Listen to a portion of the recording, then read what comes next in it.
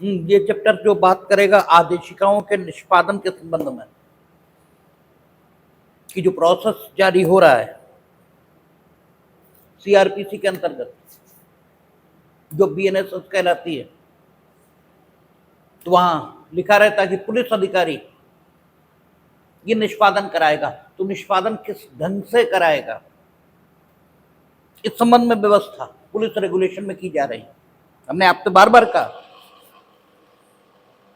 कि police regulation पढ़ने की जरूरत है, इसीलिए है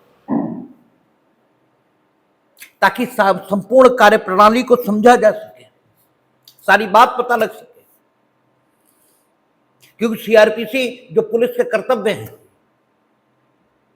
उनको तो विनिश्चित कर रही है, लेकिन कर्तव्यों के निर्वहन का ढंग ये क्या हो, इस संबंध में कोई बात नहीं कर रही। तो कर्तव्यों के निर्वहन का ढंग, इसका निर्धारण आपका रेगुलेशन यहां हो रहा है।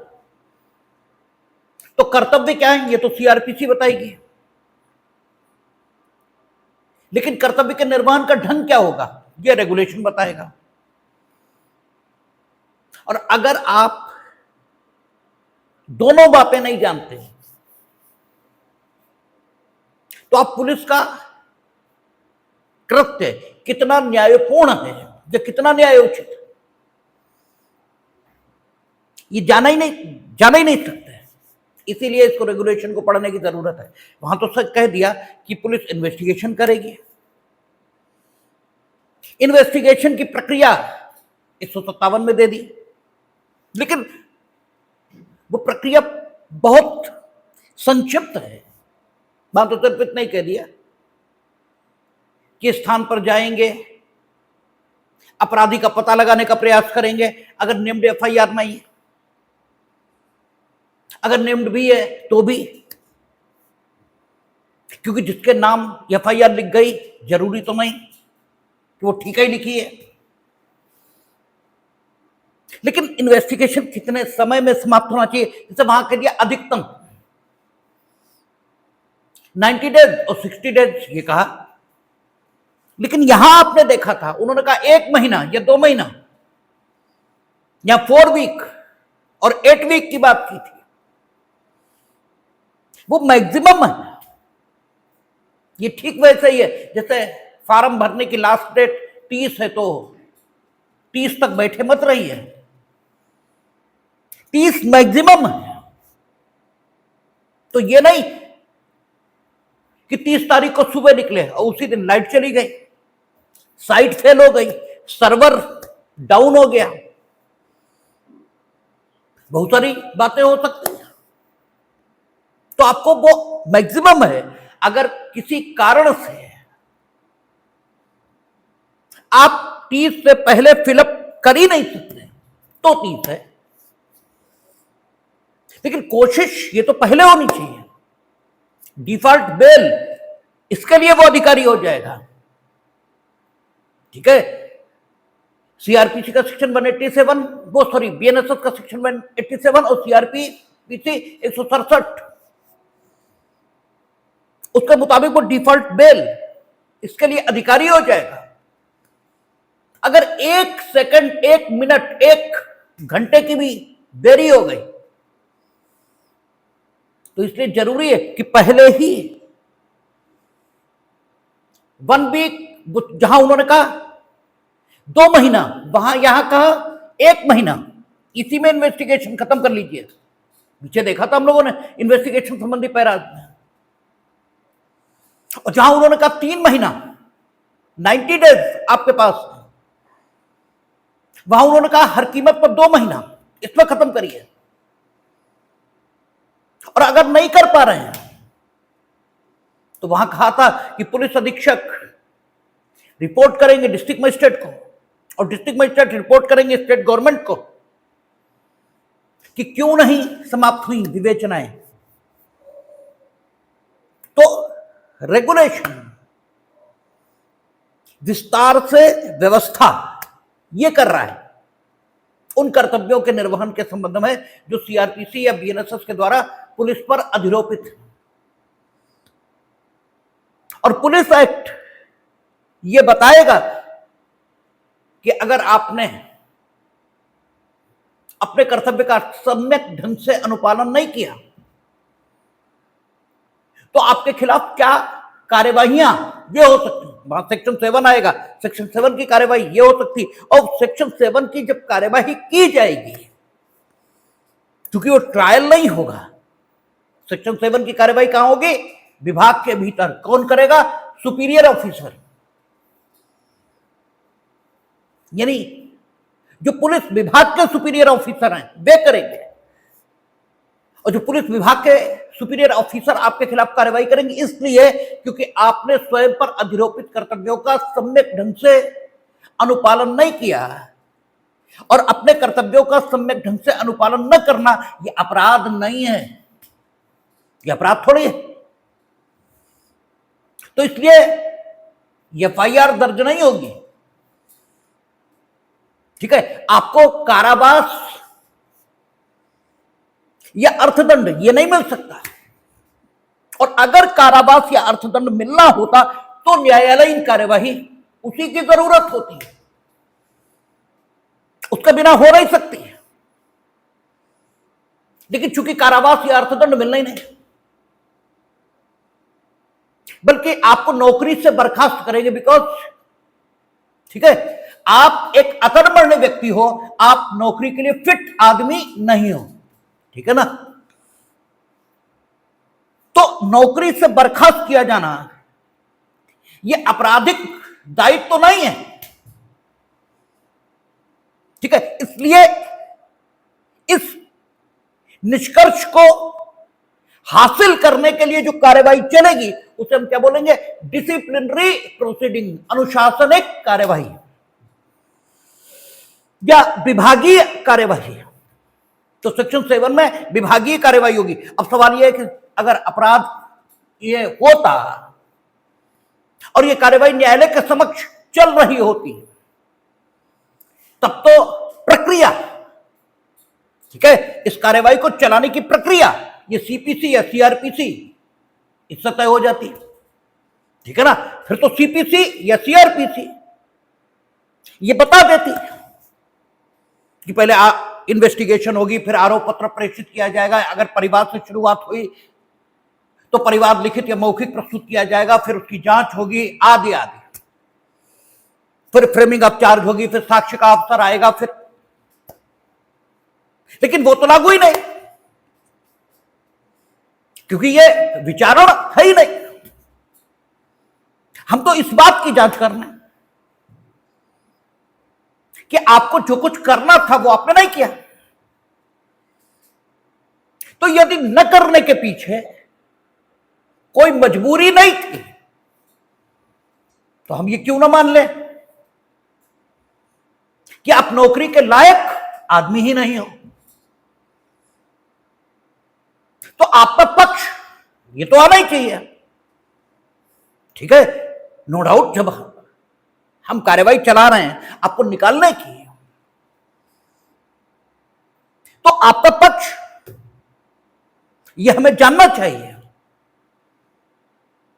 तो इसके लिए यानी अनुशासनिक कार्यवाही जो सेक्शन 7 में की जाएगी, जो विचारण नहीं है,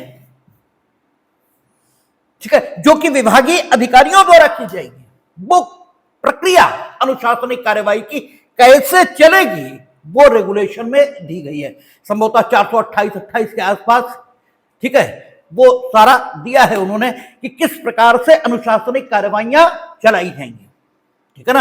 और अगर वो प्रक्रिया भी न दी गई होती तो कैसे चलती? नेचुरल जस्टिस के सिद्धांतों के मुताबिक, ठीक है ना। तब कैसे चलती? तब नेचुरल जस्टिस के सिद्धांतों के मुताबिक चलती, क्योंकि उस कार्यवाही को चलाने वाले न्यायालय नहीं हैं, लेकिन उन्हें क्वासी जुडिशियल अथॉरिटी माना जाएगा, अर्ध न्यायिक प्राधिकारी माना जाएगा, क्योंकि वे न्यायालय जैसा काम कर रहे हैं, ठीक है ना। न्यायालय भी अधिकारों का निर्धारण करता है और वे भी अधिकारों का निर्धारण कर रहे हैं कि आप पुलिस फोर्स में रहने लायक हैं या नहीं हैं। इसलिए वे न्यायालय जैसा काम कर रहे हैं और उन्हें अर्ध न्यायिक प्राधिकारी कहा जाएगा, और लोकप्रिय भाषा में उन्हें ट्रिब्यूनल कहा जाएगा। और ट्रिब्यूनल के संबंध में आप जानते हैं कि अगर प्रक्रिया के नियम नहीं हैं तो नेचुरल जस्टिस ये फॉलो होगा। तो जहां तक रेगुलेशन का सवाल है, वो पुलिस पर अधिरोपित कर्तव्यों के निर्वहन है, तो प्रक्रिया इसको निर्धारित कर रहा है।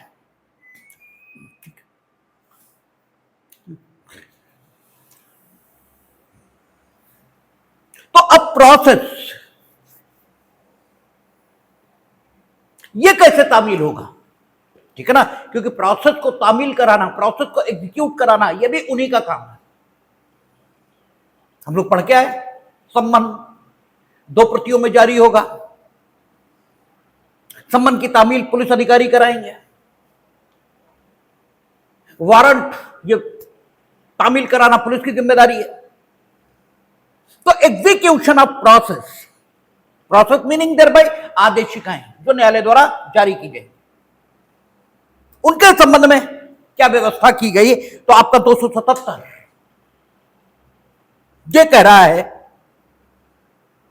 कि जो न्यायालय के आदेशों के परिणाम स्वरूप कोई धनराशि किसी व्यक्ति से वसूली योग्य हो गई है, अर्थात कोई भी धनराशि है जो न्यायालय के आदेश के कारण किसी व्यक्ति से वसूली जानी है, और उसकी वसूली का कोई अभिव्यक्त तरीका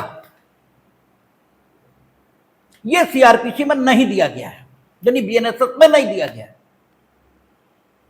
या तो वहीं कोई तरीका दिया हो कि इस तरह से उस धनराशि की वसूली की जाएगी। जैसे आपका 125 सीआरपीसी जो अब कितना होगा 144 बीएनएसएस, उसमें ये कहा है उन्होंने कि जो देय हुआ, वो जिस डेट में देय हुआ उससे 1 वर्ष के भीतर प्रार्थना पत्र दिए जाने पर ही वसूली योग्य होगा, ठीक है। तो अगर कोई तरीका वसूली का बीएनएसएस में ही दिया गया है या सीआरपीसी में ही दिया गया है, उस धनराशि का जो दंड न्यायालय के किसी आदेश के कारण वसूली योग्य पाई गई है, तब तो बात अलग हो जाती है, तब तो आप उसी तरीके से वसूल करेंगे।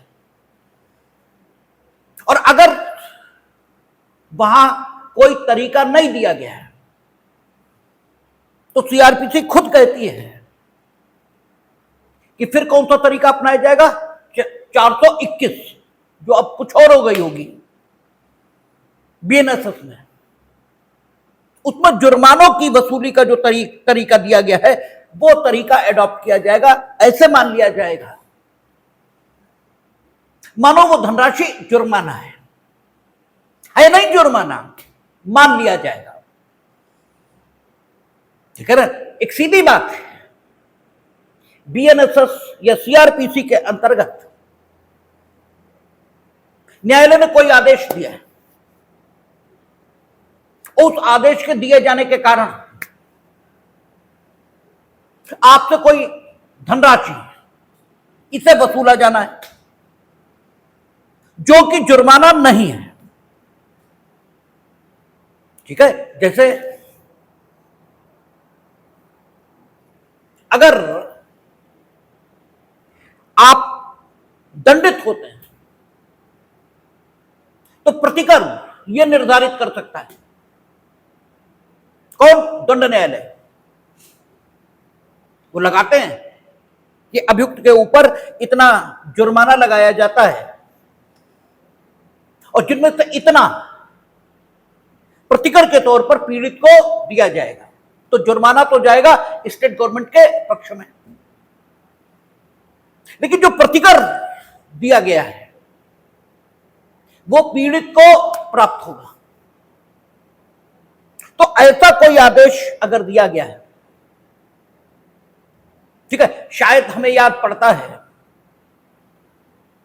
कि जो 133 की कार्यवाही थी, जो शायद अब 163 की कार्यवाही हो गई, ठीक है ना, नहीं 163 तो 144 की कार्यवाही है शायद, जो भी हो, बीएनएस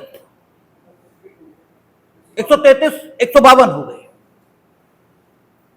तो जब 152 की कार्यवाही की जाएगी और आपसे ये कहा जाएगा कि आपको जो लोक मार्ग है, नदी या जलसरणी है, जिसको आपने इस प्रकार अवरोधित किया है कि उस लोक मार्ग, नदी या जलसरणी को उपयोग में लाने का अधिकार जिन व्यक्तियों को है, वे व्यक्ति जब उसका उपयोग करना चाहें अपने को प्राप्त अधिकार का, तो उन्हें क्षति बाधा या क्षोभ कारित हो। तो 152 ये कहता है, या 133 सीआरपीसी ये कहती है कि आपसे कारण पूछा जा सकता है, किसके द्वारा? कार्यपालक मजिस्ट्रेट के द्वारा, कि आप कारण बताएं कि क्यों ना आपको ये नदी, जलसरणी या लोक मार्ग में किए गए अतिक्रमण को हटाने के लिए आदेशित कर दिया जाए, ऐसा क्यों ना किया जाए। और फिर पूरी प्रक्रिया दी गई है, आपको कारण दर्शित करना है, और अगर आपके द्वारा दिया गया कारण, ये दर्शित किया गया कारण ठीक नहीं पाया गया, तो आपको आदेश दिया जाएगा कि आप अपने द्वारा उत्पन्न की जा रही बाधा को हटाएं। और अगर आप नहीं हटाएंगे तो न्यायालय अपनी शक्ति से, अपनी प्रक्रिया से उस बाधा को हटवाएगा और उसे हटाने में जो खर्च आएगा वो आपसे वसूलेगा, ठीक है ना। न सिर्फ हटाएगा बल्कि उसे हटाने में जो खर्च आएगा, जेसीबी आएगी तो क्या पानी से चलेगी? चलेगी तो डीजल से। डीजल उसमें जो पड़ेगा वो खर्च कहां से आएगा? आपने क्यों नहीं हटाई? भाई अतिक्रमण वो तो टूटेगा ही आपका, आपने अनाधिकार बनाया। फिर आपसे जब कहा गया हटा लीजिए तो आपने हटाया नहीं, तो फिर अब तो न सिर्फ तोड़ा जाएगा बल्कि आपसे खर्च भी वसूला जाएगा। तो बीएनएसएस या सीआरपीसी, उसमें ऐसी बहुत सी धनराशियां हो सकती हैं जो आपसे वसूली योग्य पाई जाएं और जो जुर्माना ना हो, ठीक है ना। जरूरी नहीं है कि जुर्माना ही आपसे वसूला जाएगा। ऐसी धनराशियां जो जुर्माना तो नहीं है लेकिन आपसे वसूली इसके योग्य है, और यह भी संभव है कि उन धनराशियों के वसूली का कोई तरीका ये वहां लिखा ही ना हो। भाई हम आपसे पैसा वसूलने के अधिकारी हैं, लेकिन किस तरह, तरीका ये भी तो होना चाहिए। हम आपको बंधक बना लें कि जब तक आप पैसे नहीं दे दोगे हम आपको छोड़ेंगे ही नहीं। किया जाता है, हमने आपको बताया है कि लैंड रेवेन्यू, जो भू राजस्व है, उसकी वसूली ऐसे ही होती है। ऐसे ही होती है मीनिंग देयर बाय ऐसे भी होती है। उसकी वसूली के 6 तरीके, 6-7 हैं, जो भी हो, ठीक है, लैंड लॉज में। उनमें एक तरीका यह भी है कि आपको उठाकर, ठीक है, राजस्व ने बंदी गृह में बंद कर दिया जाएगा, और जब तक आप पैसा नहीं दे देंगे तब तक आपको छोड़ा ही नहीं जाएगा, ठीक है ना। हां, एक बात रखी गई है कि उसमें शायद अधिकतम 14 या 15 दिन के लिए एक बार में आपको बंद किया जाएगा, छोड़ दिया जाएगा, फिर नहीं देंगे, फिर बंद किया जाएगा। ऐसी व्यवस्था वहां है। और आपको यह भी कई बार हमने बताया है कि विभिन्न विधियों में विभिन्न प्रकार की धनराशियां राजस्व की जिस ढंग से वसूली की जाती है उस ढंग से वसूली के योग्य घोषित की गई हैं, जैसे बिजली का बिल, ठीक है, जीएसटी की बकाया, इनकम टैक्स की बकाया, ये सब आपसे राजस्व की जो बकाया है उसकी जैसे वसूली होती है वैसे ही वसूली योग्य धनराशियां हैं। और सामान्य भाषा में हम लोग क्या कहते हैं कि उनकी तो आरसी कट गई है, ठीक है ना, यानी रिकवरी सर्टिफिकेट जारी हो गया। अब रिकवरी सर्टिफिकेट जब जारी होता है तो तहसील के लोग आते हैं और वो आपको पकड़ कर ले जाते हैं और बंद कर देते हैं, और फिर आप वो धनराशि भी दोगे जो आपसे वसूली योग्य है, और साथ में कलेक्शन चार्ज, संग्रह शुल्क, ये भी दोगे, क्योंकि सारा स्टाफ इतना लगाना पड़ा है। और वो संग्रह शुल्क कितना होता है? 10%, ठीक है। तो व्यवस्था ऐसे ही बनाई गई है। ऐसा सीआरपीसी और बीएनएसएस वहां भी है, वहां भी बहुत सारी धनराशियां जो जुर्माना नहीं है और उसके बाद भी आपसे वसूली योग्य है, और उनकी वसूली का कोई अभिव्यक्त तरीका वो भी नहीं दिया। तो अगर कोई धनराशि है जो आपसे वसूली योग्य है और उसकी वसूली का कोई अभिव्यक्त तरीका, यह भी सीआरपीसी में नहीं है या बीएनएसएस में नहीं है, तो फिर यह घोषित किया गया है कहां? 421 सीआरपीसी और बीएनएसएस 461, ठीक है। इसमें कि उन धनराशियों की वसूली कैसे करेंगे? जैसे जुर्मानों की वसूली की जाती है। और जब 421 या 461 हम लोग पढ़ेंगे तो जुर्मानों की वसूली के लिए जो तरीका दिया है उसमें चल और अचल दोनों प्रकार की संपत्तियों की कुर्की और विक्रय ये किया जा सकता है। लेकिन अचल संपत्ति का कुर्क किया जाना या अचल संपत्ति की बिक्री ये पुलिस के माध्यम से नहीं की जाएगी, ठीक है ना। उसके लिए न्यायालय वारंट जारी करेगा जिसे रिकवरी सर्टिफिकेट के समान माना जाएगा। वो रिकवरी सर्टिफिकेट नहीं होगा, वो होगा क्या? वसूली का वारंट, ठीक है ना। लेकिन वारंट हमने आपको कहा था उसका हिंदी क्या होता है? अधिपत्र, ठीक है ना। वारंट के माध्यम से क्या होता है? अधिकार दिया जाता है उसको जिसको वारंट संबोधित होता है। और हमने आपसे को यह भी कहा था कि राष्ट्रपति के वारंट के आधार पर व्यक्ति के, ठीक है, व्यक्ति को मुख्य न्यायमूर्ति या किसी भी पद पर नियुक्त किया जाता है। तो राष्ट्रपति वारंट के माध्यम से अधिकार देते हैं व्यक्ति को मुख्य न्यायमूर्ति के प्राधिकार का उपयोग करने का। तो वारंट का मतलब गिरफ्तारी का वारंट ही नहीं होता। वारंट का अर्थ है एक ऐसा प्राधिकार पत्र जिसके माध्यम से किसी व्यक्ति को कुछ करने के लिए प्राधिकृत किया गया है, इतना ही वारंट का मतलब होता है। तो 421 में, ये 461 बीएनएसएस में क्या करते हैं? आपका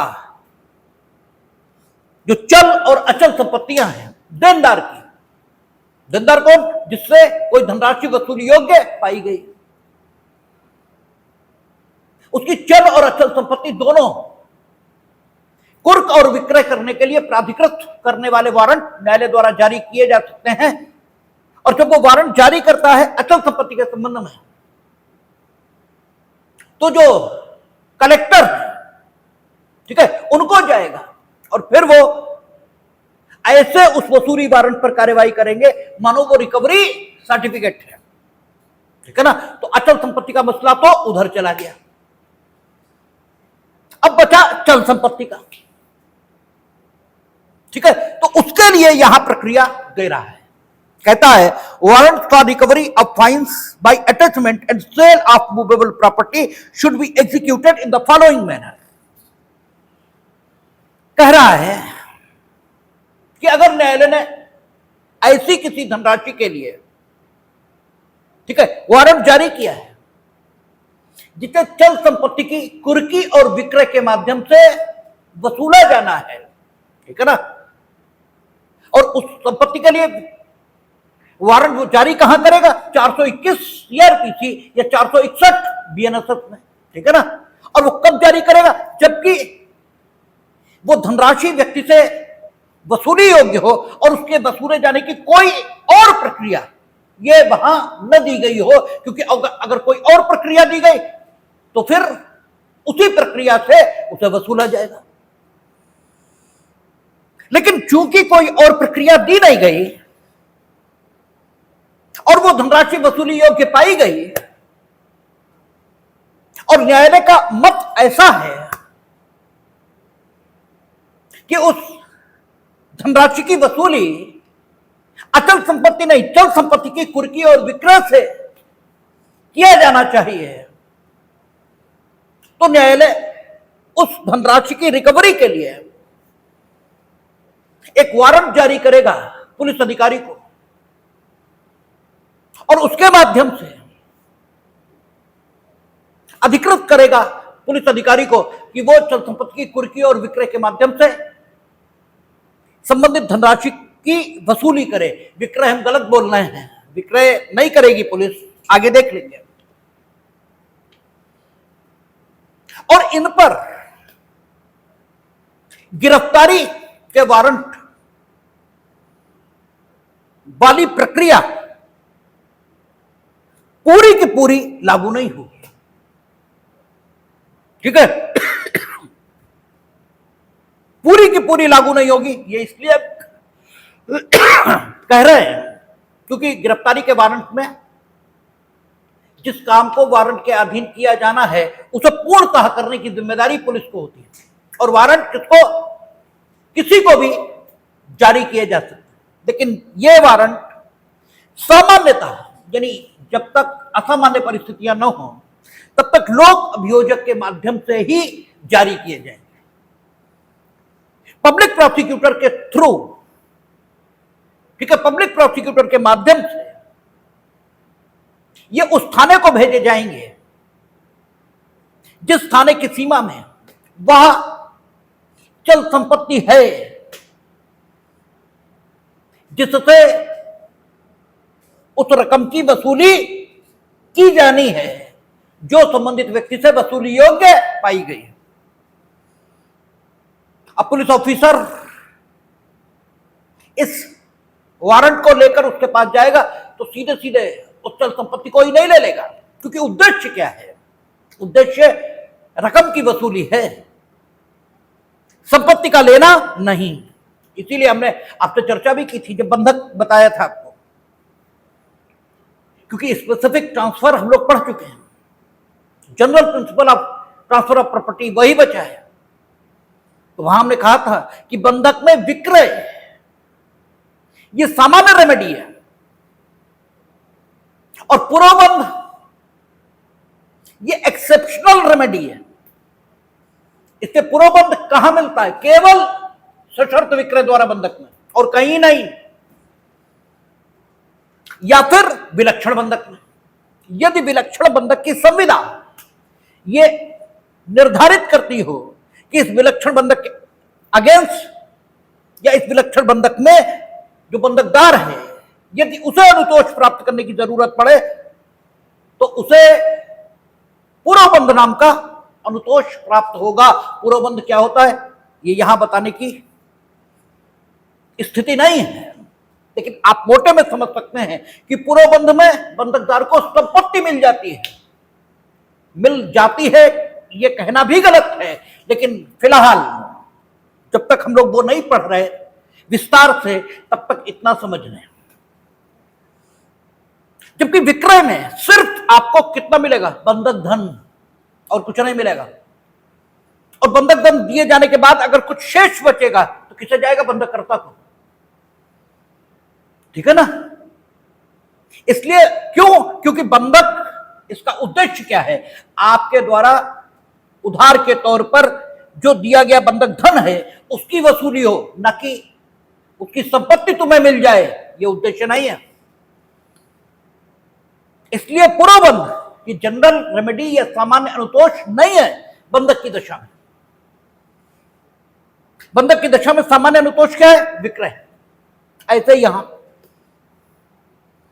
आपका उद्देश्य क्या है? रकम की वसूली, यही है उद्देश्य, और तो कुछ नहीं है। तो ठीक है, जो वारंट जारी हुआ है वो चल संपत्ति की कुर्की और वसूली ये प्राधिकृत करता है, तो जाके पहले उस संपत्ति को ही मत अपने कब्जे में लो, उस आदमी से मांगो पैसे, हो सकता दे दे, और अगर वो पैसे दे देता है तो बात खत्म हो गई। फिर आपको क्या करना है? आगे यहां विभिन्न पैराज में ये सब बातें लिखी हैं। अगर पैसा मिल जाता है तो पुलिस ऑफिसर कोषागार, ट्रेजरी या उप कोषागार, इसमें उसको जमा करेगा, और जमा करने के लिए उन्होंने बताया है कि उच्च न्यायालय द्वारा एक प्रारूप संख्या 3 निर्धारित किया गया, जिसे पासबुक कहा गया है। ठीक है ना? उस पासबुक के माध्यम से, और उसके साथ दो, जैसे आप रसीद होती है ना, तो एक मुख्य रसीद होती है, उसके नीचे एक वो लगा होता है जिसमें कार्बन लगा के आप जो कुछ रसीद पे लिखते हैं तो वो नीचे आता जाता है, ताकि पता लगे कि रसीद फाड़ के दे दी जाती है उसको जो पैसा पे कर रहा है। ठीक है ना? तो पैसा कितना मिला उसे दर्शित करने के लिए एक रसीद के नीचे काउंटर फॉल कह लें, आप उसे दर्ज कह लें, कुछ भी कह लें, वो लगा रहता है कागज, उससे दर्शित होता है। तो अगर ये रकम मिल गई पुलिस अधिकारी को, तो वो हाईकोर्ट द्वारा जो पासबुक निर्धारित की गई, जिसे प्रारूप संख्या 3 कहा गया है, हाईकोर्ट ने वो प्रारूप निर्धारित किया है, उसके साथ 2 कॉपीज लगाकर ट्रेजरी ऑफिसर को देगा, पैसा देगा, और जो पैसा और ऐसे सारी चीजें प्राप्त होंगी ट्रेजरी ऑफिसर को, तो ट्रेजरी ऑफिसर पासबुक और वो दोनों, ठीक है, जो आपने लगाए हैं उसके साथ कॉपीज कह ले, उन पर हस्ताक्षर करेगा, उनमें से एक कॉपी अपने पास रख लेगा, और एक कॉपी और पासबुक जिसे कहा गया यानी हाईकोर्ट द्वारा निर्धारित प्रारूप संख्या 3 इस पुलिस ऑफिसर को वापस करेगा। और यह पुलिस ऑफिसर अगर मजिस्ट्रेट के न्यायालय द्वारा वारंट जारी हुआ था तो यह एसएचओ के माध्यम से सीधे, ठीक है, मजिस्ट्रेट के न्यायालय को भिजवा देगा, और अगर सेशन न्यायालय का था तो न्यायालय को नहीं भेजेगा बल्कि डिस्ट्रिक्ट मजिस्ट्रेट को भेज देगा। डिस्ट्रिक्ट मजिस्ट्रेट इस पासबुक को और ये जो कॉपी मिली थी इसको भेज देगा सेशन कोर्ट के पास, और जब न्यायालय पहुंचेगा ये, तो न्यायालय भी एक रेसिप्ट साइन करेगा कि उसे ये चीजें प्राप्त हुई हैं, और वो रेसिप्ट वापस एसएचओ को आएगी। ठीक है, ताकि सब ओर से ये तय हो सके कि वसूली हुई थी। ठीक है ना? थानेदार भी भाई ये बता पाए कि वसूली उसने की थी, और मानिए उसने मांगा पैसा जो ड्यू है लेकिन नहीं मिला, तो फिर यह किया जाएगा उसके द्वारा कि उस चल संपत्ति की पहचान की जाएगी। ठीक है, जिसके लिए सेल और अटैचमेंट का ऑर्डर हुआ है। ठीक है ना? और उस चल संपत्ति पर, उस चल संपत्ति को क्या करेंगे? अटैच करेंगे, अधिग्रहित करेंगे। और अधिग्रहित करने का तरीका यही होता है कि उसे कपड़े में लपेटा, मोहर लगाई और लिख दिया कि 50,000 रुपए के लिए या 2,000 रुपए के लिए या 20,000 रुपए के लिए ये अधिग्रहण में है, आप उसे खोल नहीं सकते। ठीक है ना? कपड़ा ही है, खोलना चाहे खोल ले आप, लेकिन अगर आपने खोला तो फिर अपराध है। ठीक है, अब आप खोल नहीं सकते उसे। और अटैच करने के बाद इस कार्यवाही की सूचना पुलिस अधिकारी भेज देगा मजिस्ट्रेट को। कौन सा पुलिस अधिकारी? थाने का भार साधक अधिकारी। और थाने का भार साधक अधिकारी ये सारे काम स्वयं करेगा, या जब उसे वारंट प्राप्त होगा तो उस पर इंडोर्स करेगा कि उसका कौन सा सबऑर्डिनेट ऑफिसर इस सारे काम को करेगा। ठीक है ना, ये इंडोर्समेंट करेगा। सामान्यतः कोई ये सचो खुद नहीं करता है, कराता वो सबऑर्डिनेट से ही। और ये करने के बाद सारी रिपोर्ट वो न्यायालय को भेज देगा, और जब न्यायालय को ऐसी रिपोर्ट प्राप्त होगी तो क्या करेगा न्यायालय? अपने नाजिर न्यायालय का ऑफिसर होता है। नाजिर ये शब्द अरबी या फारसी का होगा, आप प्रशासनिक अधिकारी ये समझ सकते हैं। ठीक है, न्यायालय में भी न्यायालय तो सिर्फ आदेश करता है, आदेश का अनुपालन। इसे करने के लिए न्यायालय का एक कार्यालय होता है। ठीक है, कोर्ट अलग है, कोर्ट का ऑफिस अलग है। कोर्ट यानी प्रिजाइडिंग अफसर, ठीक है, वो न्यायिक कार्य करते हुए वो तो सिर्फ इतना ही लिखेगा, वारंट जारी हो। ठीक है, तो वारंट जारी करेगा कौन? वो ऑफिस होता है उसका, वो जारी करेगा। तो उस ऑफिस का एक प्रशासनिक अधिकारी होता है। ठीक है ना, और साथ ही साथ न्यायालय में प्रयुक्त होने वाले कागज, उसकी बिल्डिंग, ठीक है, वहां जितनी सामग्री लगती है वो सब कुछ आपूर्त होती रहे, इसके लिए एक ऑफिसर की नियुक्ति होती है। उसे भी प्रशासनिक अधिकारी या नाजिर इस शब्द से बोला जाता है। वो भी प्रशासनिक अधिकारी ही है एक प्रकार का। तो न्यायालय क्या करेगा? पुलिस सिर्फ इतनी रिपोर्ट देगी कि हमने अटैच कर लिया। उसके बाद अगर विक्रय की जरूरत है तो न्यायालय नाजिर के माध्यम से या कुर्क अमीन जो सिविल कोर्ट के होते हैं उनके माध्यम से उसकी बिक्री कराएगा। ये आपका प्रक्रिया रहेगी किसकी? जो रिकवरी वारंट जारी किए जा रहे हैं। अब सम्मन कैसे जारी होंगे, वो सम्मन कैसे तामील होंगे, ये भी आपका पैरा संख्या 280 इसमें बता रहा है सम्मन कैसे तामील होंगे। अब सम्मन 2 स्थानों पर तामील हो। एक, न्यायालय की अधिकारिता की स्थानीय सीमाओं के भीतर,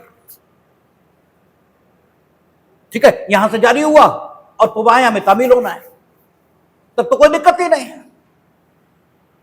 प्रत्येक थाने का एक सिपाही, या प्रत्येक थाने का सिपाही भी पुलिस ऑफिसर है, प्रत्येक थाने से एक पुलिस ऑफिसर या एक सिपाही रोज कोर्ट आता है, रोज, प्रतिदिन। ठीक है ना, तो अगर पुबाया में तामील होना है तो पुबाया वाले पैरोकार को दे दिया जाएगा, जाइए, वो थाने पहुंच जाएगा। अब थाना उस पर्टिकुलर गांव का या उस पर्टिकुलर मोहल्ले का जो सिपाही होगा या जो सब इंस्पेक्टर या जिस चौकी का होगा वहां पहुंच जाएगा, थोड़ी देर में तामील हो जाएगा। लेकिन अच्छा, और तामील कैसे होगा? ये सीआरपीसी बीएनएसएस वही बता रही है कि संबंध 2 प्रतियों में होगा। ठीक है, दिया जाएगा तो जिसको दिया जा रहा है उसका परिधान होगा या निविदान होगा। ठीक है ना, निविदान का मतलब क्या हुआ? हम तुम्हें दे रहे तुम ले ही नहीं रहे। भाई हम तुम्हें दे रहे तो जरूरी है तुम ले ही लोगे। हम तुम्हें दे रहे और तुमने ले लिया तो परिधान हुआ। हमने तुम्हें दिया तुमने लिया ही नहीं तो निविदान हुआ। ठीक है ना, तो या तो परिधान होगा या निविदान होगा, और जो भी हुआ उस तथ्य का उल्लेख किया जाएगा। तो सामान्यतः सम्मन की तामील का तरीका यह सीआरपीसी और बीएनएसएस में बताया गया है। ठीक है, हम लोगों ने सीआरपीसी के सेक्शन हमें याद है 65 पढ़ा था। ठीक है, जब सम्मन तामील जिस पर किया जाना है वो व्यक्ति घर पर न मिले तो प्रक्रिया, ऐसे करके सारी प्रक्रिया दी गई थी। ठीक है, तो अगर प्रक्रिया वहां है तब तो बात अलग हो गई। लेकिन सम्मन अगर उस न्यायालय की अधिकारिता की स्थानीय सीमाओं के बाहर तामील होना है, जिस न्यायालय ने उसे जारी किया है, तो वो उस जिले के, ठीक है, उस न्यायालय को भेजा जाएगा जिस न्यायालय की अधिकारिता की स्थानीय सीमाओं में वो व्यक्ति रह रहा है जिस पर तामील होनी है, और फिर वो न्यायालय उसकी तामील ऐसे कराएगा मानो वो सम्मन उसने स्वयं जारी किया हो। ये है वहां पर। तो अगर जिले के भीतर तामील हो रही है तो भी उसी तरीके से होगी जैसे सीआरपीसी या बीएनएसएफ ने तरीका बताया, और जिले के बाहर हो रही है तो भी उसी तरीके से होगी। लेकिन पुलिस रेगुलेशन उस दशा में जबकि सम्मन की तामील उस जिले में हो रही है जिस जिले में जारी करने वाला न्यायालय स्थित नहीं है, तो कुछ एडिशनल बात कह रहा है, कुछ अतिरिक्त भी कह रहा है। कह रहा है कि आप सम्मन की तामील तो कराएंगे ही, और सम्मन 2 प्रतियों में होगा, वो तो होगा ही होगा। सम्मन की मूल प्रति संबंधित व्यक्ति को दे दी जाएगी और दूसरी प्रति पर वो रसीद हस्ताक्षरित करके तामील कराने वाले अधिकारी को देगा। ये वही लिखा है। लेकिन जिस अधिकारी ने सम्मन की तामील कराई है, अगर सम्मन की तामील गैर जिले में हो रही है तो वो एक एफिडेविट, ठीक है ना, एक शपथ पत्र साइन करके जो निकट का मजिस्ट्रेट होगा, ठीक है, जिसके द्वारा उसे सम्मन प्राप्त हुआ होगा, उसी के द्वारा प्राप्त हुआ होगा तामील कराने के लिए, उसे देगा। और ये एफिडेविट्स जो तामील कराने वाले पुलिस अधिकारी द्वारा दिए जाएंगे, ये प्रिंटेड फॉर्म में हर थाने पर रहते हैं। लिखा है इसमें कि रहेंगे प्रिंटेड फॉर्म में, ठीक है। और वो तामील, वो एफिडेविट तामील किए हुए सम्मन के साथ लगाकर नियरेस्ट मजिस्ट्रेट को दिया जाएगा, जहां से वो जारी करने वाले न्यायालय को आ जाएगा, और तब सम्मन की तामील पूर्ण मानी जाएगी, ठीक है ना। तो गैर जिले में उन्होंने ये बात और रखी। फिर अगले पैरा संख्या 281 में उन्होंने कहा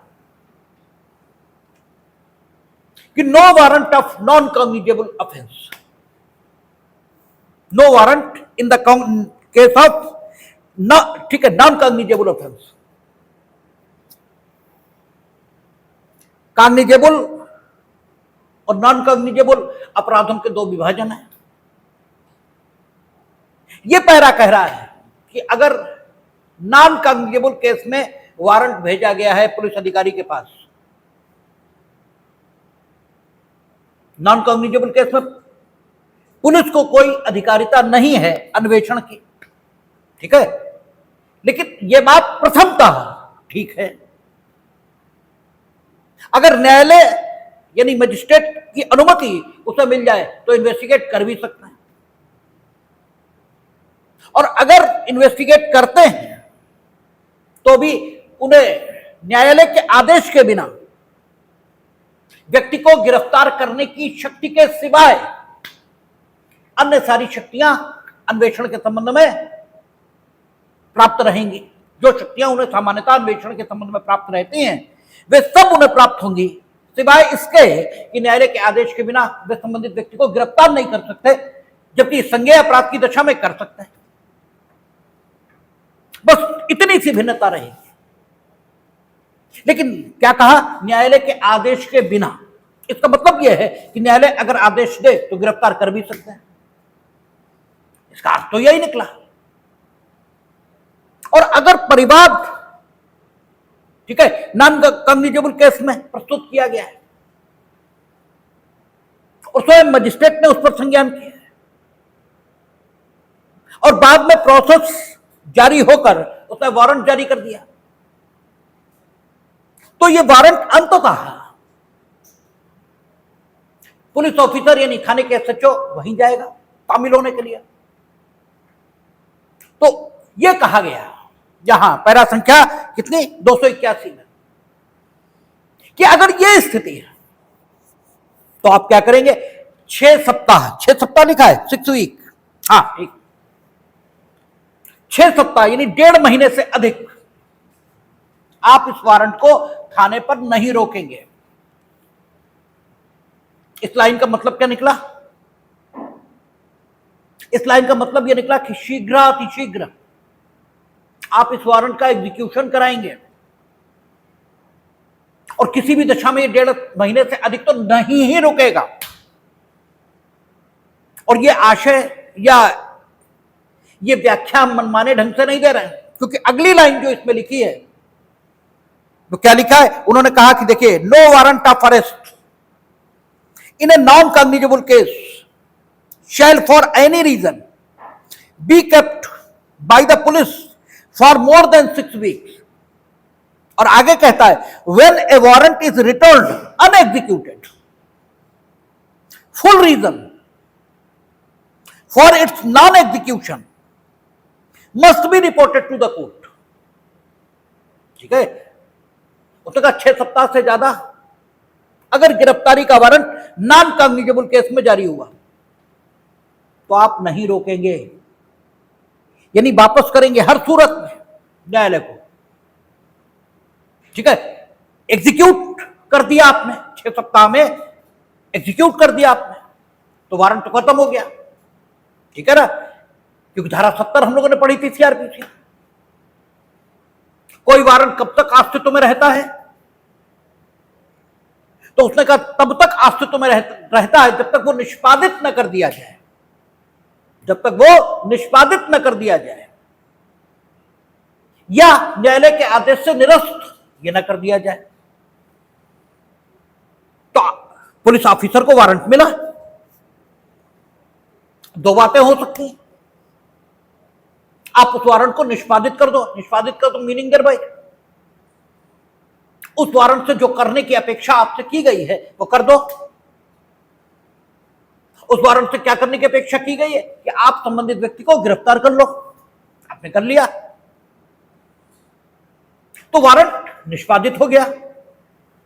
और जब निष्पादित हो गया तो धारा 70 सीआरपीसी के मुताबिक वारंट अब बचा ही नहीं। ठीक है, वारंट अब बचा ही नहीं। हालांकि तथ्य के तौर पर वारंट बचा हुआ है, तथ्य के तौर पर यानी आपको आंखों से तो दिखाई दे रहा है कि वारंट है, लेकिन विधिता यानी कानून के मुताबिक अब वारंट नहीं है। तो जब है ही नहीं तो वापस क्या करेंगे अब आप? ठीक है, अब तो वापस करने का कोई सवाल ही नहीं। अब तो इस व्यक्ति को जिसे आपने गिरफ्तार कर लिया वारंट के अधीन, इसे शीघ्र धारा 75 थी सीआरपीसी में। ठीक है, तो धारा 75 के मुताबिक इसे जारी करने वाले न्यायालय के समक्ष आप लेकर जाएं और तो कोई तरीका बचा ही नहीं, क्योंकि वारंट है ही नहीं। अब दूसरा, ठीक है, एक और स्थिति यह हो सकती है, वारंट मिला, आप डाले रहे, आपने कुछ किया ही नहीं, या फिर जिसे गिरफ्तार करना था वो मिला ही नहीं, ये भी हो सकता है। तो अधिकतम आप जो प्रतीक्षा करेंगे वो 6 सप्ताह। अगर नहीं मिलता है तो आप न्यायालय को वापस करेंगे, भले ही डेट 2 महीने की लगी हो, आपको उससे लेना देना नहीं है। 6 वीक इसमें आपको वारंट वापस करना है। और अगर अनएग्जीक्यूटेड है, वापस तो तभी करेंगे जब अनएग्जीक्यूटेड होगा। अगर एग्जीक्यूटेड है तो वारंट है ही नहीं, तब तो व्यक्ति भेजेंगे। तो अगर अनएग्जीक्यूटेड है तो आप सारे कारण ये भी न्यायालय को भेजेंगे कि क्यों अनएग्जीक्यूटेड है। और इसीलिए आप न्यायालयों में देखेंगे कि जो प्रिजाइडिंग अफसर होता है वो जब चाहता है, हालांकि पुलिस भी उन्हें ठीक किए रहती है, कोई ऐसी दिक्कत नहीं है, लेकिन जब वो चाहता है तो पुलिस को उस पर ले लेता है। लेकिन अगर पुलिस को उन्होंने उसमें ले लिया तो या तो कतई ठीक ही हो, फिर तब तो बात अलग है, और कतई अगर ठीक नहीं हो तो फिर तुम भी ठीक हो जाओगे, क्योंकि अंततः तुम भी एसएचओ को 20 काम बताते रहते हो, तो ठीक फिर तुम भी हो जाओगे, इसमें कोई दो मत नहीं। तो इसलिए सब ऐसे ही चलता रहता है, लेकिन पुलिस के ऊपर ये ड्यूटी है कि वो सारे कारण वहां बताएं। इसके बाद कहता है कि लोकल बॉडीज, जो आपकी नगर पालिका, नगर निगम, जिला पंचायत, क्षेत्र पंचायत, ये भी विभिन्न टैक्सेस आपके ऊपर लगाती हैं। हाउस टैक्स है, वाटर टैक्स है, ठीक है, ये सब लगाती हैं। अगर इनकी जो वसूली आपसे की जानी है और ये कोई वारंट आदि संबंधित विधियों में अगर जारी करने के लिए अधिकृत हैं, ठीक है, हो सकता है अधिकृत हो, ठीक है, तो अगर ये कुछ वारंट या कोई आदेशिका जारी करती हैं तो उसे पुलिस, ठीक है, तामील नहीं कराएगी, उसे एग्जीक्यूट नहीं कराएगी। हां, एक स्थिति है कि किसी को किसी स्थानीय प्राधिकारी का कुछ देना है और वो व्यक्ति इस स्थानीय प्राधिकारी की अधिकारिता की स्थानीय सीमाओं के बाहर रह रहा है और उस स्थानीय प्राधिकारी ने मजिस्ट्रेट को अप्लाई किया है और मजिस्ट्रेट ने वारंट जारी किया है उस धनराशि की वसूली के लिए, तो पुलिस एग्जीक्यूट कराएगी, अदरवाइज पुलिस एग्जीक्यूट नहीं कराएगी। और ऐसी आदेशिकाएं हैं जिनकी पुलिस से एग्जीक्यूट कराए जाने की अपेक्षा नहीं है, उन्हें पुलिस वापस भी कर सकती है और कह सकती है कि हम एग्जीक्यूट नहीं कराएंगे। यह प्रोसेस का एग्जीक्यूशन। अगला चैप्टर कहता है कि कौन कौन से अभिलेख और कौन कौन से कॉन्फिडेंशियल डॉक्यूमेंट्स ये रखे जाएंगे थानों पर। तो सबसे पहले तो उन्होंने पैरा में यही कह दिया, आप पढ़ेंगे अपने आप तो देखेंगे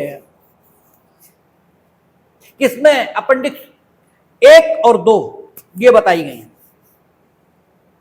ठीक है। पुलिस रेगुलेशन में, पुलिस रेगुलेशन की जो अपेंडिक्स 1 और 2 है वो ये बता रही है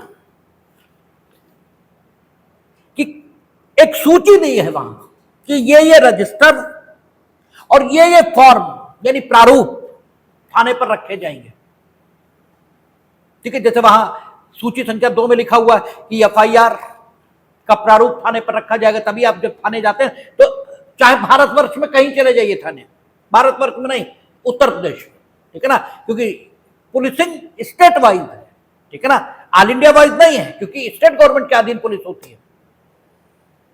तो आप पूरे उत्तर प्रदेश में कहीं चले जाइए, जो चार्जशीट है उसका भी एक ही प्रारूप आपको मिलेगा, एफआईआर है उसका एक ही प्रारूप मिलेगा, एनसीआर है उसका एक ही प्रारूप मिलेगा, ठीक है ना, क्योंकि प्रारूप राज्य सरकार ने तय किया है और अपेंडिक्स संख्या 2 बता रही है कि कौन कौन से प्रारूप थाने पर रखे जाएंगे। और अपेंडिक्स संख्या 1 ये बता रही है कि थाने पर कौन कौन से रजिस्टर रखे जाएंगे, ठीक है ना। और अपेंडिक्स संख्या 1 और 2 लागू होगी, ये कहां लिखा है, 283 में पैरा संख्या, ठीक है।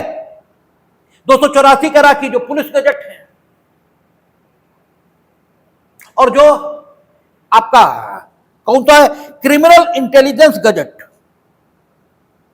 ये प्रत्येक थाने को भेजे जाएंगे।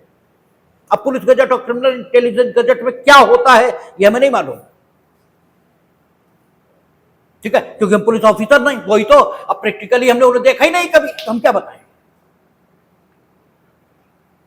ये प्रत्येक थाने को भेजे जाएंगे और 5 साल के पुलिस गजट और आपका ये क्रिमिनल इंटेलिजेंस गजट, इनके वॉल्यूम बनाकर थाने पर रखे जाएंगे। आप थाने में कभी जाओ जहां रिपोर्ट लिखी जाती है, आप देखोगे मार बड़ी बड़ी फाइलें लगी होती हैं, ठीक है, तो वो सारी चीजें रखी जाएंगी, ये कह रहा है। और कह रहा है कि ये सूचियां जो यहां दी गई प्रतिवर्ष जिला मजिस्ट्रेट पुलिस अधीक्षक कार्यालय को भेजेंगे। 1 जनवरी को आ जाती है, 31 दिसंबर जैसे ही खत्म होगा 1 जनवरी को आ जाती है, और पुलिस अधीक्षक सारे थानों को भिजवाएंगे, ठीक है। ये लिस्टें जो नीचे लिखी हैं, और कौन कौन सी हैं इसमें लिखा है कि ऐसे लोग जो आयुध अधिनियम यानी आर्म्स एक्ट के अंतर्गत छूट प्राप्त है। आयुध अधिनियम आप पढ़ेंगे तो वहां कुछ लोगों के बारे में लिखा है कि राज्यपाल वगैरह शायद है, एकदम हमने देखा नहीं है कि वो आयुध अधिनियम के अंतर्गत छूट प्राप्त है, यानी वो आर्म्स लाइसेंस, वो ठीक है, आर्म्स लाइसेंस नहीं, आर्म्स, ठीक है, हथियार बिना लाइसेंस के रख सकते हैं। आप बिना लाइसेंस के हथियार नहीं रख सकते, ठीक है। वो लोग जो आर्म्स एक्ट के अंतर्गत छूट प्राप्त हैं, बिना लाइसेंस के हथियार रख सकते हैं। तो ऐसे कौन से लोग हैं, ये डिस्ट्रिक्ट मजिस्ट्रेट उनको बताएंगे। इसीलिए जैसे ही आप पकड़े जाते हो, आपके पास कोई हथियार मिला, तुरंत पूछते कहां रहने वाले हो, बताओ। आपने जैसे ही बताया, पूछेंगे थाना कौन सा है, आप बताएंगे ये, फट से वो फोन लगाते हैं और 2 मिनट के अंदर उन्हें पता लग जाता है कि लाइसेंस है आपके पास या नहीं है, ठीक है। क्योंकि प्रत्येक थाने में सूची रखी है उन लोगों की जिनके जो आर्म्स लाइसेंस से छूट प्राप्त है, और उनकी भी जिनके पास आर्म्स लाइसेंस हैं। इसीलिए जैसे चुनाव उनाव होता है, थाने से सिपाही आने शुरू हो जाते हैं, क्योंकि उनके पास सूची होती है। और प्रतिवर्ष जिला मजिस्ट्रेट के कार्यालय से एसपी को जाती है, एसपी से सारे थानों को जाती है। उन लोगों की सूची जिन्हें अफीम अधिनियम या एक्साइज एक्ट के अंतर्गत शराब की दुकानों या अफीम इसका लाइसेंस मिला है, शराब की दुकान के अतिरिक्त जो बंदूक की दुकान है, इसे चलाने का जिन लोगों को लाइसेंस मिला, तो ये उन्होंने बताया कि सूचियां थाने पर रखी जाएंगी, जिला मजिस्ट्रेट के कार्यालय से पुलिस को और पुलिस से वहां, ठीक है। फिर कहता है in every station house the following list should also be kept on file in the office. ये पूरी सूची दी है, जो पीछे सूची बताई है, इसके अलावा फाइल में ये सूचियां और रखी जाएंगी कि गवर्नमेंट प्रॉपर्टीज कौन कौन सी हैं, ठीक है, कौन कौन से रजिस्टर मेंटेन किए गए हैं, सारी जितने अधिनियम सारी बुकें ये सब रखी जाएंगी। अगर कोई विशेष विधि है जो तुम्हारे ही थाना क्षेत्र में लागू हो रही, वो होनी चाहिए, तभी मिनटों में उन्हें पता लग जाता है कि यह अपराध किया है आपने। और उनकी समझ में नहीं आता तो तुरंत पब्लिक प्रोसिक्यूटर उसे वो कॉल कर लेते हैं। पब्लिक प्रोसिक्यूटर कहता है थाने से किताब लेके आओ, वो फट से लेके आ जाते हैं, फौरन देख के बताया कि ये होगा, यदि उनके पास प्रत्येक अधिनियम होगा, ये लिखा है यहां। तो ये सूची आप अपने आप पढ़ लेंगे, इसमें कोई दिक्कत वाली बात नहीं, ठीक है। इसके अलावा आप थाने में जाएंगे, पुलिस इंस्पेक्टर के रूम में घुसेंगे तो वहां एक नक्शा आपको लगा दिखाई देगा, ठीक है। वो नक्शा होगा, ये यहां लिखा है, और अगर कोई गांव वगैरह उसमें है तो दूरी कितनी है, नक्शे में दिखाया जाएगा दूरी इतनी है गांव की, और गांव की स्थिति ये है मीनिंग देयर बाय, ठीक है, कहां पर है, कितनी दूरी पर है और कहां पर है, ये नक्शे में दिखाया जाएगा, ठीक है। बाकी नोटिस बोर्ड होगा थाने में, उस पर वांछित सूचनाएं लिखी जाएंगी, ये उन्होंने कहा है, ठीक है। फिर कहता है सीडी, केस डायरी और जनरल डायरी यानी थाने के में जो उपयोग होने वाली जीडी है और सीडी है, ये पुलिस अधीक्षक के यहां से आपको मिलेगी। और ये नहीं होगा कि आपको कई सारी मिल जाए, ये नहीं होगा।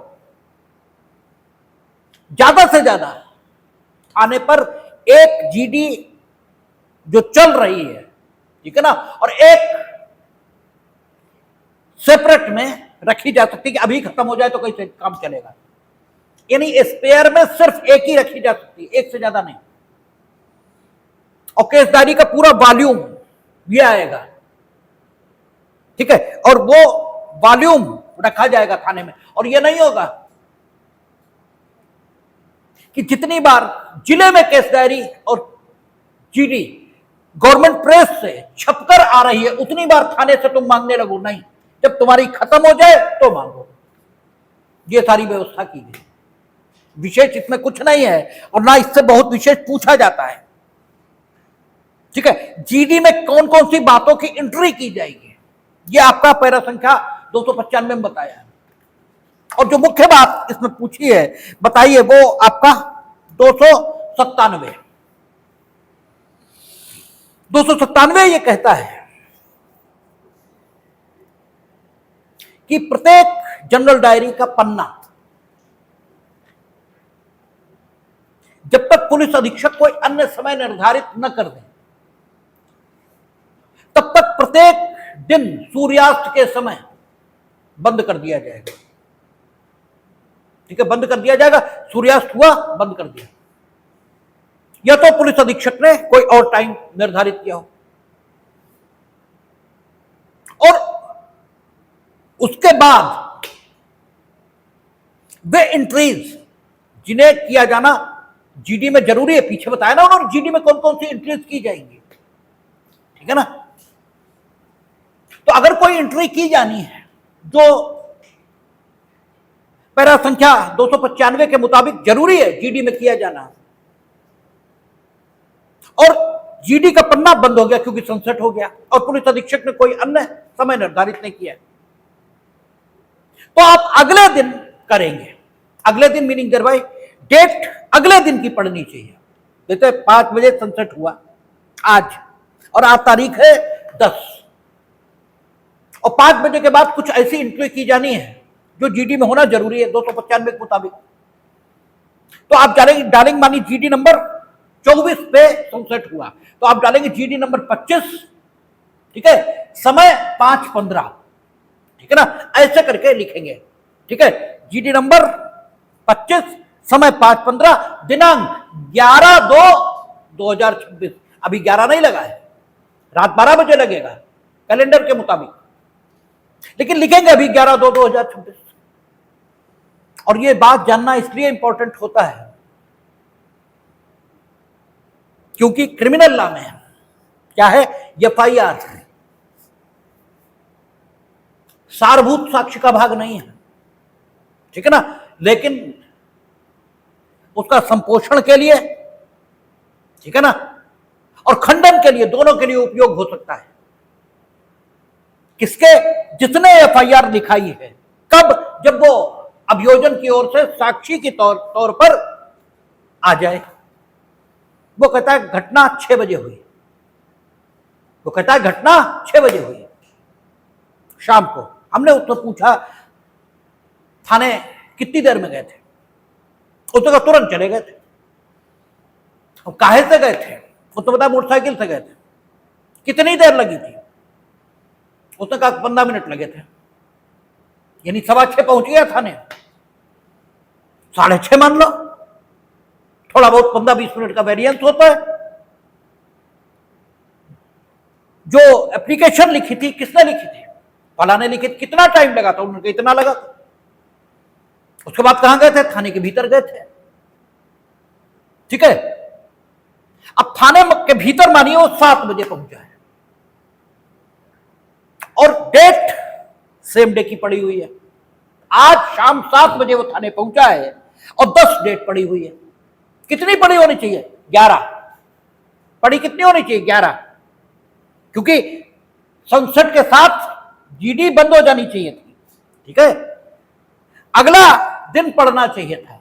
ठीक है, अब चलिए हो गया, अब वो एफआईआर लेखक आएगा। ठीक है, वो भी तो साक्ष्य में आएगा, क्योंकि प्रत्येक दस्तावेज साबित करना जरूरी है एविडेंस एक्ट पुराने वाले धारा 67 के मुताबिक। अब वो आएगा, अब उससे हमने पूछा ये बताओ तुम्हारे थाने में पुलिस अधीक्षक का कोई विशेष आदेश लागू, कै बजे जीडी बंद करते हो? बताएगा, या तो कह देगा हमें मालूम नहीं। अक्सर तो मालूम ही नहीं होता, क्योंकि पुलिस रेगुलेशन, वो जैसे आप कानून कभी नहीं पढ़ते वैसे वो पुलिस रेगुलेशन कभी नहीं पढ़ते। ठीक है, तो वो कह देते हमें मालूम ही नहीं। अच्छा ऐसा कुछ है, तो वो कह देते हमें मालूम ही नहीं। अच्छा मानो बहुत जानकार आदमी हुआ तो बताएगा, या तो पुलिस अधीक्षक का आदेश होगा या नहीं होगा। और माना नहीं है तो संसद के साथ बंद हो जानी चाहिए थी, डेट अगली होनी चाहिए थी। खाली इसी आधार पर आप छूट नहीं जाओगे, खाली इसी आधार पर छूट नहीं जाओगे। लेकिन एक संदेह पैदा हो रहा है, एक संदेह पैदा हो रहा है कि यह घटना 11 में हुई है या 10 में हुई है, पता नहीं। एक संदेह पैदा हो गया, और संदेह पैदा करना युक्त संदेहों के परे साबित होना है गुल्ट। ठीक है ना, तो महत्व की बात जो है आपकी वो ये है। इसके साथ पुलिस अधीक्षक के कर्तव्य बताए हैं कि न्यायालय ने अगर कोई भी चीज आहूत की है, अगर वो अन्वेषण की डायरी उसने आहूत की है जो 172 में तैयार होती है, ठीक है, तब तो भेज दी जाएगी। और अन्य कोई थाने का डॉक्यूमेंट तैयार उसने न्यायालय ने अगर आहूत किया है तो पुलिस अधीक्षक ये तय करेंगे कि भेजा जाए या न भेजा जाए। ठीक है, और अगर थाने पर कोई उच्च अधिकारियों के गवर्नमेंट से हुआ कोई करस्पॉन्डेंस है, उसे न्यायालय ने तलब किया है, तो संबंधित अधिकारियों से अनुमति लेंगे, उसके बाद ही एविडेंस में भेजेंगे। लेकिन यह कहा है उन्होंने कि पुलिस अधीक्षक, अगर न्यायालय ने आहूत किया है और उनकी आपत्ति है कि हमें नहीं देना चाहिए, तो पुलिस अधीक्षक स्वयं या अपने किसी अधीनस्थ को भेजेंगे न्यायालय में उस डॉक्यूमेंट के साथ जो न्यायालय ने तलब किया है, और ये कहेंगे कि हमें आपत्ति है इस डॉक्यूमेंट के प्रस्तुत होने पर। ठीक है ना, और पुलिस अधीक्षक व्यक्तिगत न्यायालय के पीठासीन अधिकारी से ऐसा कोई पत्र व्यवहार नहीं करेंगे कि आपको इसकी जरूरत क्यों है, ये नहीं पूछेंगे कभी। ठीक है, ये लिखा है। और अंतिम जो 300 है पैरा, उसमें उन्होंने ये कहा है कि अगर पुलिस को कुछ गुप्त सूचनाएं प्राप्त हुई हैं कहीं से, तो पुलिस किसी को भी ये नहीं बताएगी कि वो गुप्त सूचनाएं कहां से मिली, यानी स्रोत नहीं बताए जाएंगे। हां, जिले के जो प्रधान ऑफिसर हैं पुलिस के, वे ये कह सकते हैं कि अमुक पुलिस अधिकारियों को आप बताएंगे, या आईजी, डीआईजी भी नहीं, आईजी विशेष आदेश दें कि आप स्रोत प्रकट करो, तभी प्रकट किया जाएगा, अन्यथा नहीं। और अगर सूचना का प्रकार ऐसा है कि उसे दूसरों के साथ बांटा जाना जरूरी है, जैसे यूपी पुलिस को इंफॉर्मेशन मिली कि 5 आतंकवादी चले हैं जम्मू कश्मीर से जो एमपी में जा रहे हैं, तो सूचना भेजी जाएगी, सूचना भेजी जाएगी, सूचना का स्रोत नहीं बताया जाएगा, सूचना भेज दी जाएगी। ठीक है, कहां से हमें मिली सूचना 5 आतंकवादी जम्मू कश्मीर से आ रहे हैं, ये हम नहीं बताएंगे, सूचना दे रहे हैं आपको। अगर मानिए किसी पत्र से सूचना आई है या किसी चीज से, तो वो पत्र किसी को नहीं दिया जाएगा, कभी नहीं दिया जाएगा, केवल सूचना ये शेयर की जाएगी। ये पैरा संख्या 300 है। कल हम लोग नियुक्ति और अनुशासनात्मक कार्रवाई ये सब देखेंगे, क्योंकि बीच का अनइम्पोर्टेंट है। आप पढ़ सकते हैं तो पढ़ लीजिए, नहीं पढ़ सकते तो अनुशासनात्मक कार्रवाई और यही सारी चीजें बताएंगे, देखें।